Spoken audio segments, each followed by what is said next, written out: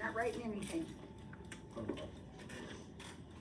Okay, sketch the indicated curves. All right, who knows what shape this is?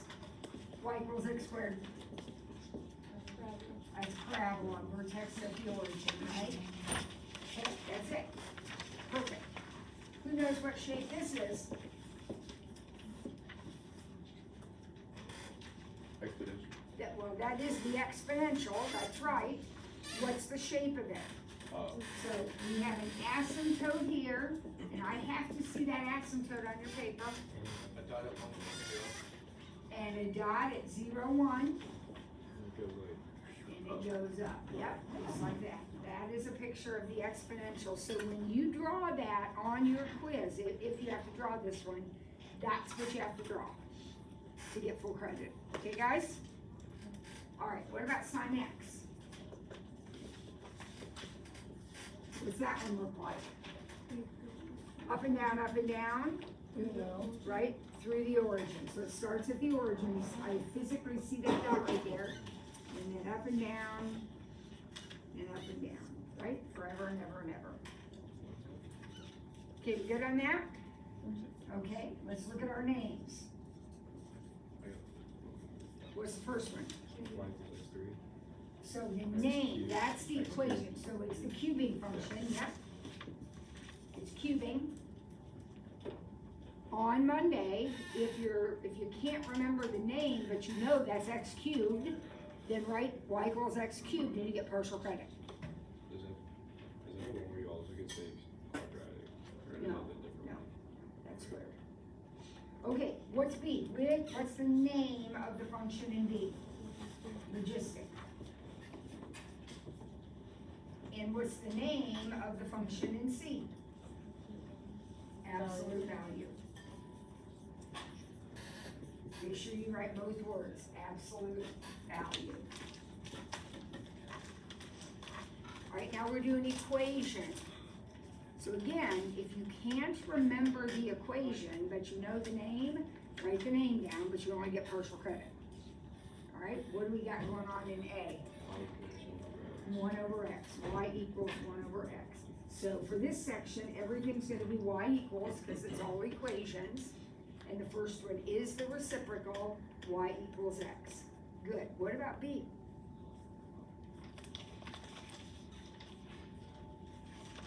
Squaring. Not squaring, square root. So it's the square root of x. The second one is the square root of x. Starts at the origin and up and out. Is he with us? Okay. And what about C? C's the easy one. What's that? Y equals x. Yep, that's your linear function. Okay, now comes the tough one. Look at everything we've got on the board so far. And there's 3 we don't have up here. Cosine. So remember, you can write the name, if that's how you think of it. You can draw the picture, write the equation, whatever you want in this last section. All right, what else is missing? What? Greatest integer is missing. We don't have any step thing going on here. Greatest integer. And there's one more. Squaring. There's no parabola up here, is there? So the squaring, Jack, is the one that if you wanted to say quadratic, you could. All right? So that takes care of L. All right, on to E. Same exact stuff going on in E.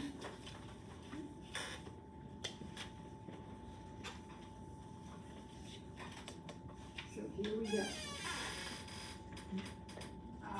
Sketch. What's this one look like? Y equals x cubed. That's the squiggly. It starts like this and then changes and goes like that. What about ln x? What does that do? Stair step? What? Is it the stair step one? Nope.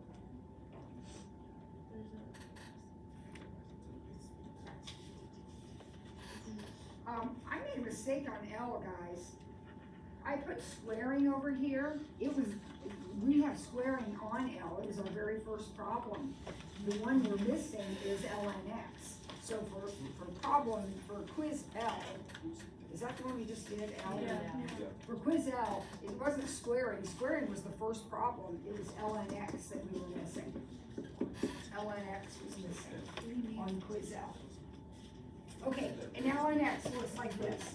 You have an asymptote, vertical, the 0.10, and it goes up and out like this. That is ln x. That was missing on quiz L. Okay, and then y equals x, what's that look like? That is, we've been drawing a lot of those with our piecewise functions. That's our diagonal line through the origin, identity. Okay? All right. Write the name of the indicated function.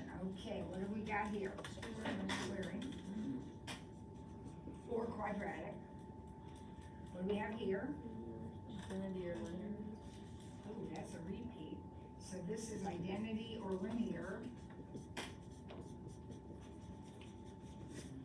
Okay, and then we have cosine. That is cosine, yeah. That is definitely cosine. Because it does, it's wavy, but it doesn't go through the origin. Okay, number 3, write the equation, all right? So y equals y equals y equals. What do we got here?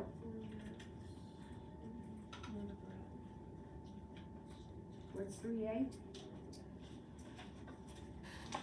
Reciprocal, 1 over x. Yep, that's reciprocal, 1 over x. What about b? Exponential, so y equals e to the x. So it's not shown in this picture, but we have to put in the point, right? Yeah. Then you draw it yourself, yep. This is x in brackets. The next one is the greatest integer, so it's gonna look like this, or INTX, if you prefer that notation. This is what's on your calculator. Now, this time I believe there are 4 missing because we doubled up on this guy. So I think there might be 4 missing this time. What are some things that are missing? Sign. We don't have sign.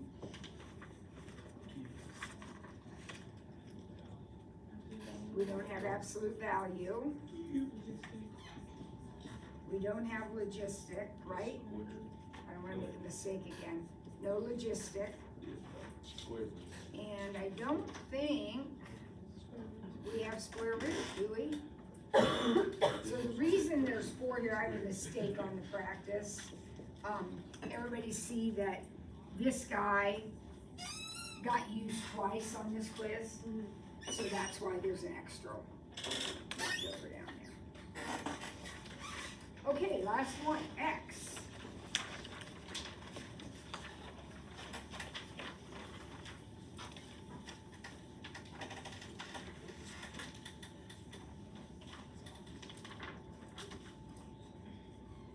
Nobody better walk in here Monday and ask me what this quiz looks like, because oh my gosh. Alrighty, what's this one? Starts at the origin and goes up and out. Good. What's this one? That's our reciprocal. So what do we have to see on your paper? I have to see an asymptote here and an asymptote here. And then sketch in your curve in quadrant 1 and quadrant 3. For the asymptotes in the quiz, can we do like diagonal kind Yep. of lines? Just somehow indicate those are asymptotes. And then, this is a tough one to graph. What did I tell you yesterday when we were practicing this? Start with what? Origin. A dot on the origin. Yeah, and then it's easy. Just make sure you're starting with the dot on the origin and then over.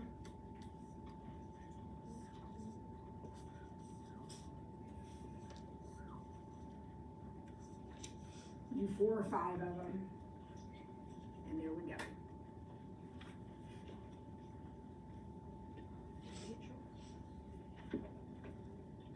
Okay, now, what is the name in number 2?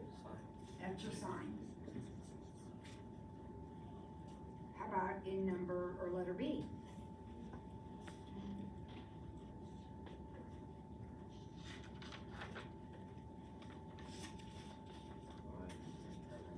That's your logarithm, yep.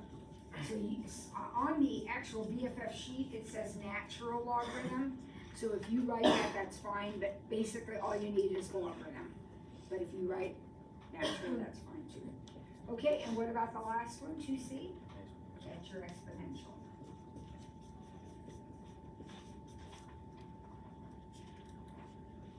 Okay, here we go, write the equation, y equals, y equals, y equals, absolute value, that's your V, Cube. cube, next one's your cubing function, that's squiggly line, Just and y equals x, that's your identity or your linear one.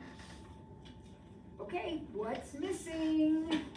cosine. Okay, so with cosine's missing, okay, what else is missing? Quadratic or squaring, right? No x squared up here anywhere, okay? And what else? Logistic.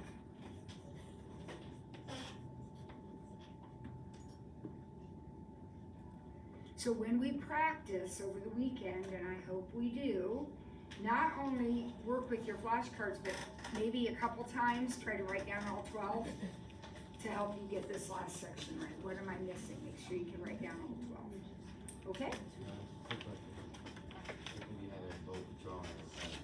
For this one, yes. For this one, you could do anything.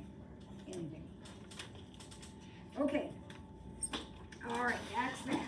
Now, get your notes out. We're going to do section 1-4 today, which is a short little section. It's pretty easy. And then we'll start reviewing for a test over the first 4 sections.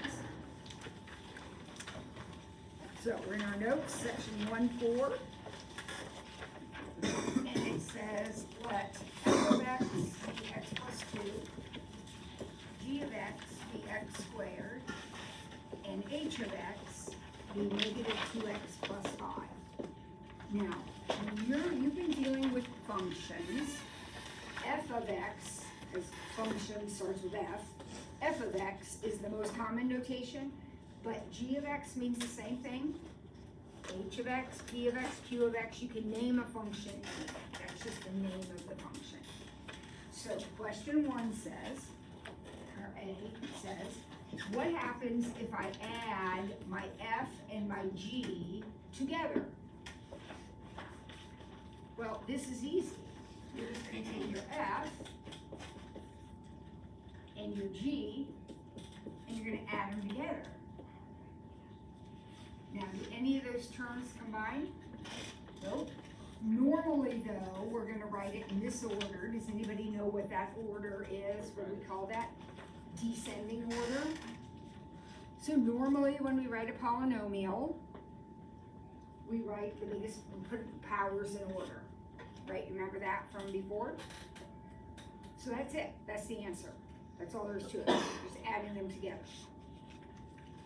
All right, what do you think this one means? 2f of x. Take 2 times f, so 2 times x plus 2, so that would be 2x plus 4. This is easy. Doesn't get any harder. I mean, that's it. You're done. All right, what do you think g minus h is? G of x minus h of x. Well, that will be x squared minus negative 2x plus 5. Yeah. So we're going to distribute that negative, and we'll get x squared plus 2x minus 5. And that's in order, so I'm done. If we can factor it, should we? Or No. Should we? Okay. No. The only time you would want to factor is if it was a division problem, because then maybe you could cancel something out. But in a problem like this, no, this is considered simplest. All right, D, f times g.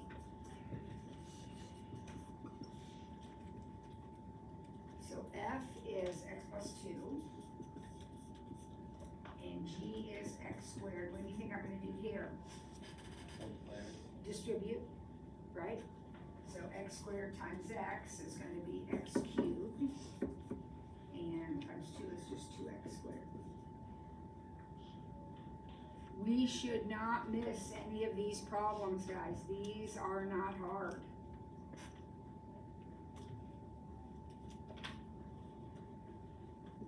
F of g divided, or f of x divided by g of x.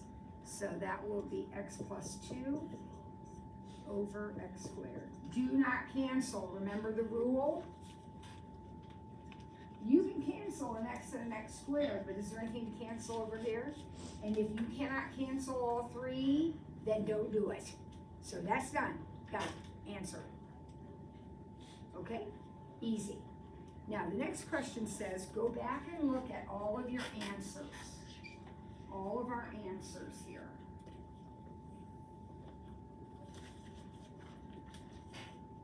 And tell me the domain of each one of those. So think about your domain rules. What do I have to worry about when I do domain? There's two things. What do I worry about? The denominator. I worry about a denominator And what's in the radical. and a radical. So let's look here. Do I have a denominator or a radical? So what's my domain?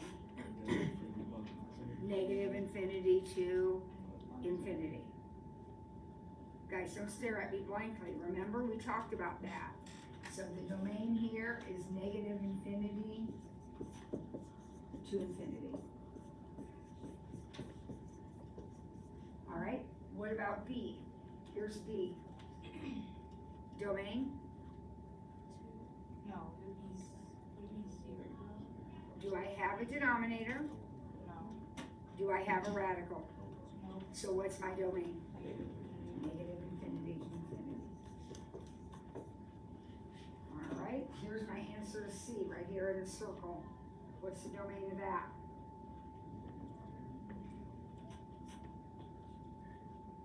Oh my gosh! Does it have a denominator? Does it have a radical? Nope. So what's the domain? Negative infinity. Okay, negative infinity to infinity, all right. And what about the next one? Negative infinity, positive infinity. Ah, love you, thank you, Jared, okay. Now, what about the last one? Now, it does have a denominator, so what's the rule for denominators? They cannot equal 0. So x cannot equal 0.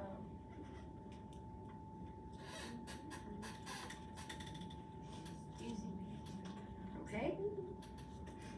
All right, now, next problem, using these same functions up here, the next problem says, find f of g of 2. Now, you did this last year.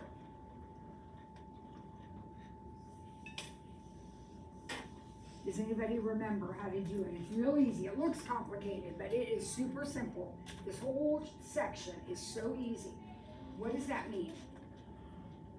That means find this right here. Always work inside.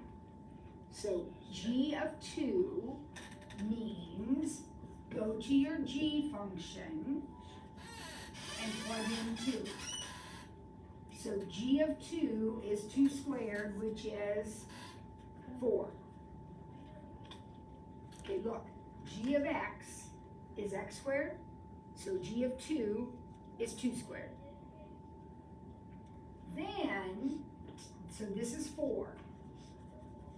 Then take that 4 and plug it into f. So we find g of 2, get an answer, and then we're going to plug that answer into f. So what's f of 4? F of 4 would be 4 plus 2, which is 6. And that's the answer to the problem. So we start in here, put 2 into g, get an answer, and then take that answer and put it into f. Two-step problem. It's called a composite function. It's easy. All right? Now, h is a different notation. Did you ever use the results circle last year? Does that look familiar to you? That is exactly the same problem. These two are exactly the same. It's just a different way of writing it. So you would take 2 and put it into G. I already did this problem. And then take that 4 and put it into F. It's just a different way of writing the problem. No matter how you write it though, you work from the number back. So you put 2 into G, and then that answer into F, no matter how it's written. Okay? 2 notations for the same exact problem. Now, look at I. What is different about I? The 2 will be going into the F. The 2 will be going into the F first. Remember, you work from the number back. So 2 is going to go into the F function. And what do I get when I put 2 into F? I get 4. Then I'm going to take that 4 and plug it into G. And what am I going to get? 16. Now notice, when we did this order, F of G of 2, our answer was 6, final answer. But when we did G of F of 2, our final answer is 16. Order matters. Make sure you're doing it in the right order. All right, try J by yourself. H of F of -1. So you know what to do. Give that a try.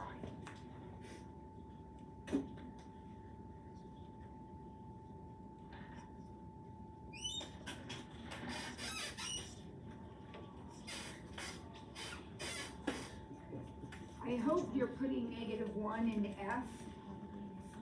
And what did you get when you put -1 into F?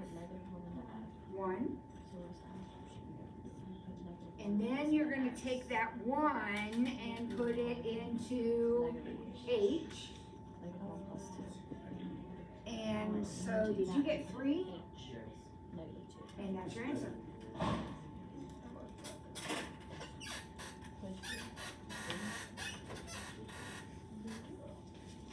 Now, when we look at K, there's a lot going on there, but where do we start? Don't panic, I can put as many letters as I want up here. Where do I always start? As the number, right? So I'm gonna start by putting 1 into H. This means put 1 into H. Okay, so I think I just did that. Is that 3? Then take the 3 and put it into G. We're working our way back. So 3 into G would be 9. And then we're not done. Take the 9 and put it into F. So our now we're done. The final answer is 11. Is that okay with everybody? Now, what's different about L? There's no number. Well, actually, that doesn't make it harder. That actually kind of makes it easier, because it says start by putting X into G. I already know what's G of X. I mean, that is right here. What is it? G of X is X squared. Now, take the X squared and put it into F. Now that means every time you see an X, you're gonna put in X squared. That's what this means. This means take out the X's and put in X squared. So what is F of X squared gonna be? X squared plus 2. Done. That's the answer to the problem. There's one more.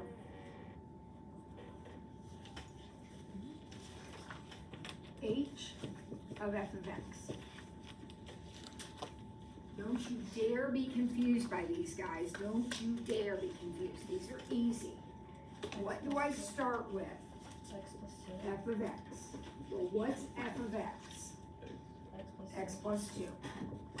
Okay? That's what you start with. Now, take the x plus 2 and plug it into x, or h, I mean, plug it into h. Now, I know it looks confusing, but remember, when I say plug something into h, I mean take out the x and plug in whatever you want to plug in. So in this case, we're plugging in x plus 2. So we're going to have negative 2 x plus 2 plus 5. Whatever you are to plug into h replaces the x. Since we're plugging in x plus 2, we're going to have negative 2 x plus 2 plus 5, which is, did you simplify and get negative 2x plus 1? And that's it.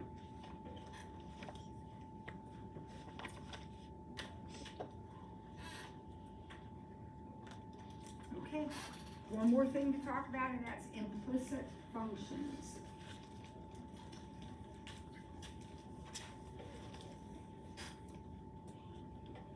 X squared plus y squared equals 4 is not a function.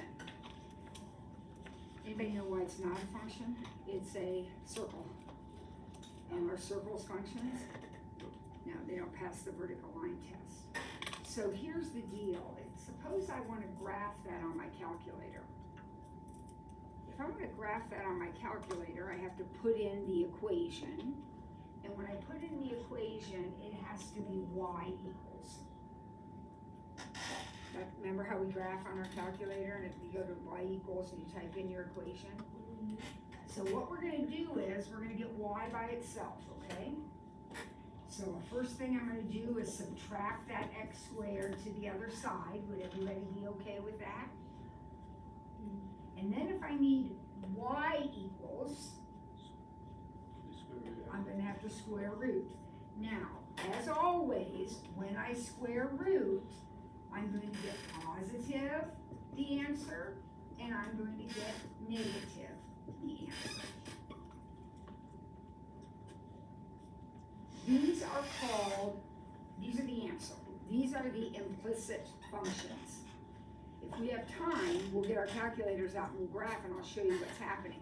But basically what's happening is, this one, if I graph this top equation on my calculator, it would look like this. Is that a function? Is that a function? Yes. Yeah, that is a function. And then if I graphed this one on my calculator, I would get this. Is that a function? Yeah. So if I graph them both at the same time, I'm going to get the top half and the bottom half of the circle. I'm going to get my whole equation. I couldn't graph the whole equation on my calculator. I had to split it up into 2. These are called the implicit functions. Okay, we just get y by itself. All right, let's try B. Yep. So would that be the final answer? Yep, for A? right here. These 2 right Just here. those two right there? Yep, those 2. Y equals, y equals. And I will put 2 answer blanks on the test to remind you that when you square root, you need the positive radical and you need the negative. What is inside the radicals is exactly the same. It's just one of them has a positive in front of it and one of them has a negative in front of it. Okay, so let's look at this. This picture would be, if I could graph that on my calculator, it would be a parabola like this. Is that a function? No. No. So when something is not a function, I can break it down into pieces that are functions. Those are called the implicit functions. So to do that, remember what we do? We have to get y by itself. Always y. okay? So I'm gonna subtract the 2x. Are you paying attention? And then I will square root. So what are my implicit functions? There are 2 of them. Y equals the square root of 8 minus 2x, and y equals the negative square root of 8 minus 2x. That's all there is to it, guys. I told you today was easy. Easy stuff.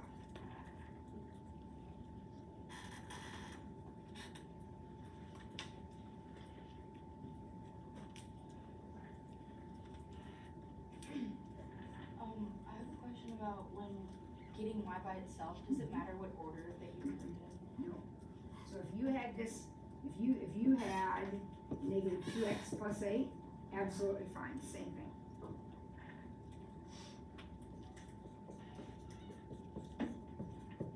All right, see if you can find the implicit functions for this problem. You know what to do.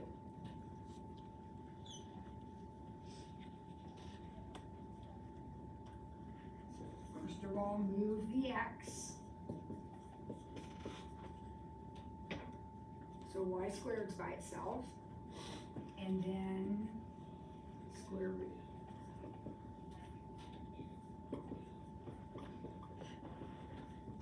Do not, kids, do not mess with what's underneath the radical. When you square root both sides, leave that alone. You can't simplify that. Anything you do to it will be wrong. So don't do anything to it. Just take the square root of both sides and be done. Okay? You hear me? Just take the square root of both sides and be done. So you should have gotten the square root of 6 minus 3x squared. Plus or minus. That's it. A plus and a minus. Alright, last one. This one's gonna look a little uglier, but it doesn't make any difference. We're gonna do it exactly the same way.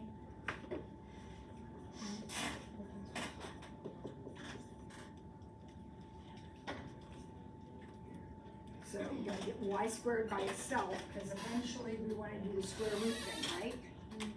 So what do you wanna do to get y squared by itself? Subtract x. So negative 4y squared equals 16 minus x. Can we keep the negative in there? That negative's there, that's there, but I have to get rid of it, right? Oh, yeah. So I'm gonna divide by negative 4. So now I have y squared equal to, now you can just leave it like this. I told you you didn't have to simplify anything, so you can just leave it like that. And then square root both sides. So what are my implicit functions? Y equals the square root of 16 minus x over negative 4, or the negative square root of 16 minus x over negative 4.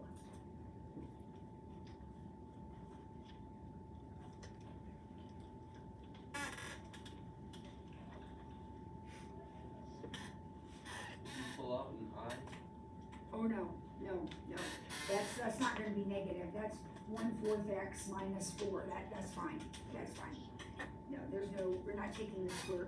This number has an x in it, so we don't know if it's positive or negative. We would make our domain so it's positive, so we wouldn't have to worry about it. No, don't do anything to it. Let me say this again.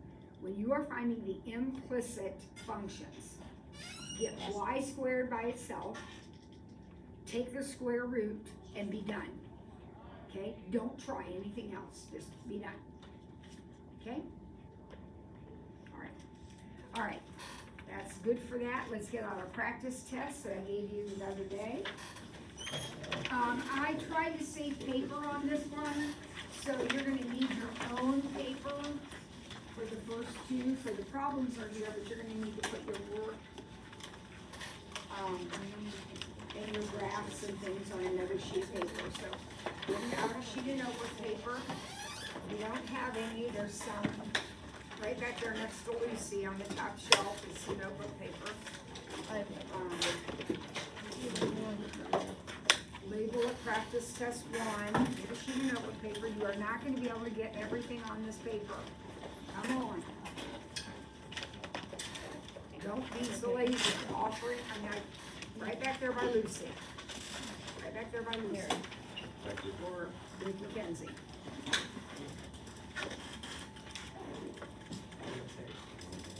So the first two, we're gonna have to do on, our own paper. The third one, I went ahead and did like the real test. Just tried to save some paper. All right, find the domain. Here we go.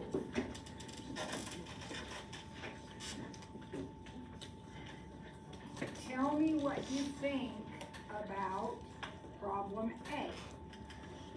X minus 3 is greater than. X minus 3 has to be greater than or equal to 0, so X has to be greater than or equal to 3.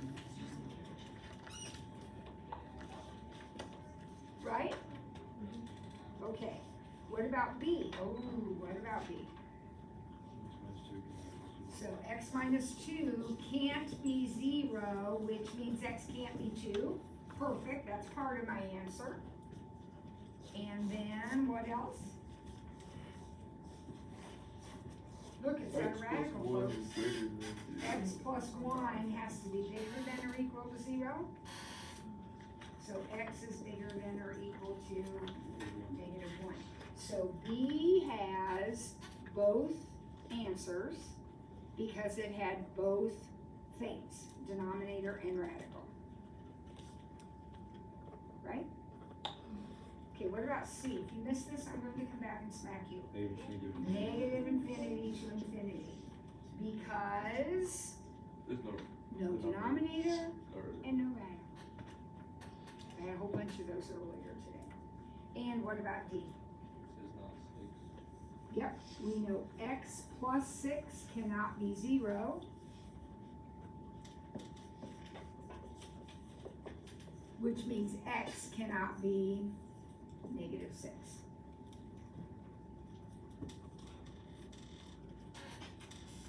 Okay? No, the numerator has nothing to do with it.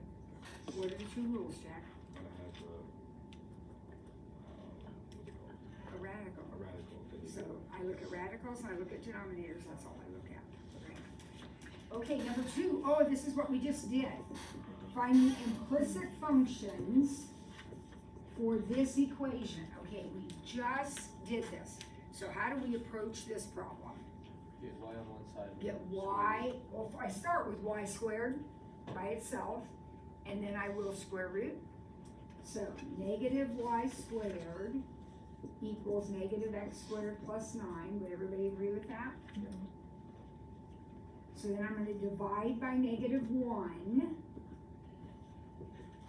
Now I am going to ask you to simplify that because it's so easy. What happens when I divide this by -1? I get positive x squared and -9. And then I will square root. So what are my implicit functions? Y equals the square root of x squared minus 9, and y equals the negative square root of x squared minus 9. Now I want you to pay attention to me. I want your eyes and ears open. You are done. If you try to simplify that by doing something dorky like saying x minus 3, you'll be wrong every time. It will never work. So stop and put this in the answer. Okay? But if we do simplify like we did with the negative over negative. Just with something that that simple simple, like yeah. that. If that had been like a -2, I would have said just leave it. But since it's a -1, that's pretty obvious. Okay?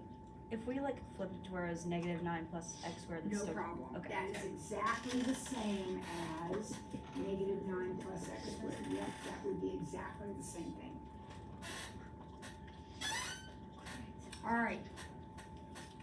Find the horizontal, vertical asymptotes and poles. Okay. All right, So let's, look at that first function.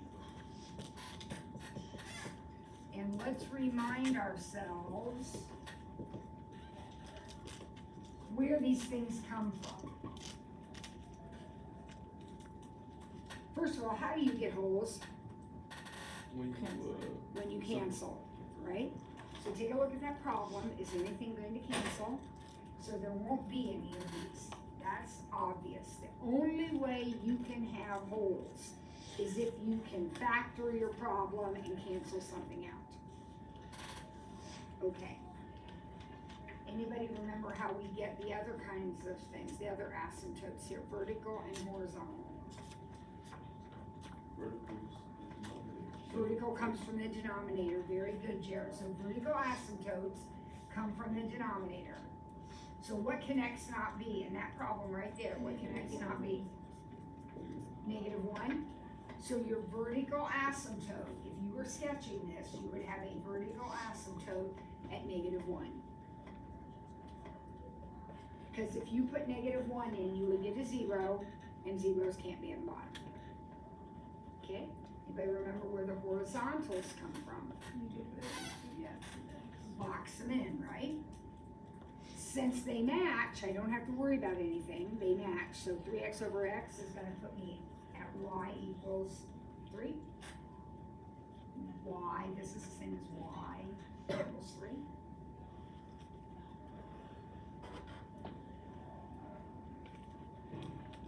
B, it looks like a bigger problem. What do you think we ought to do with B?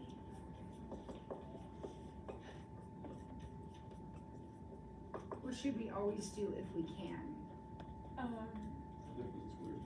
We should always factor if we can. Does that factor? Did it do me any good though to factor it?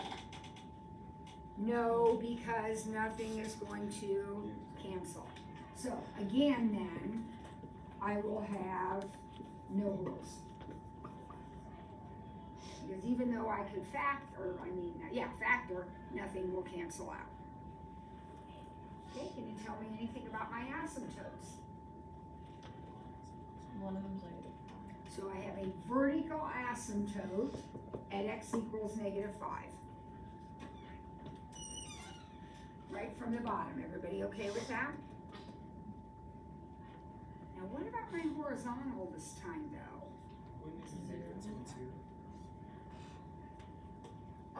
No, asymptotes don't come from the numerators. Now those are gonna be important points in my picture, Daryl, but not for this information. How do I get a horizontal asymptote? I do this. But what's the problem? Look at your original problem. What's the problem? There's no x squared down here. And when I don't have something, I fill in with a 0. Whether it's on the top or the bottom, I fill in with a 0. What happens when I put the 0 on the bottom? Can't do it, right? There's none. There's no horizontal asymptote. Do you want us to graph for this section or just do the? It says find them. You can certainly graph them if that helps you. Okay. All right, one more and we'll be done for the day. C. What am I going to do with letter C? I'm gonna factor everything. So I'm starting with this. Tell me how it factors. You could take a 3 out. Take a 3 out. Oh, and then what do I notice after I take the 3 out? differences. Then I've got the difference of squares. So I'm gonna have 3x plus 3, x minus 3. All right, and then what about the bottom? How does that factor?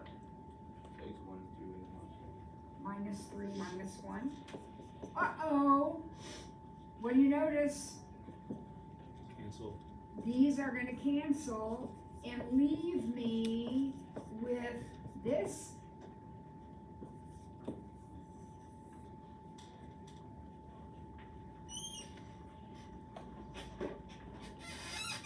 Is that okay? So vertical, horizontal, and a hole, this time I'm gonna have a hole. And it's a point. Do you remember where the X part of the point comes from? The opposite of the. Opposite of whatever you cancel.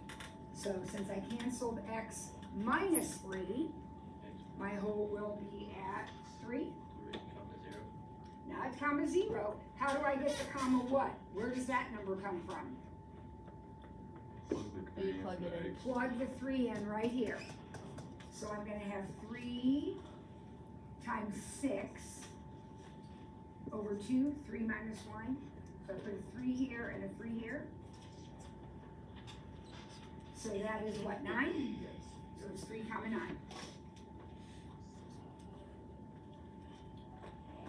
Mess that up a little bit. Where's my vertical asymptote? No, no, Oh, no. no, positive. X equals 1. X equals 1, it's the opposite. X equals 1. Now for my horizontal, I can look at the original, or I can look at this one. It doesn't matter. I can look at either one. Doesn't matter. Either way, what's my horizontal asymptote gonna be? Y equals 3 over 1 over 8, y equals 3.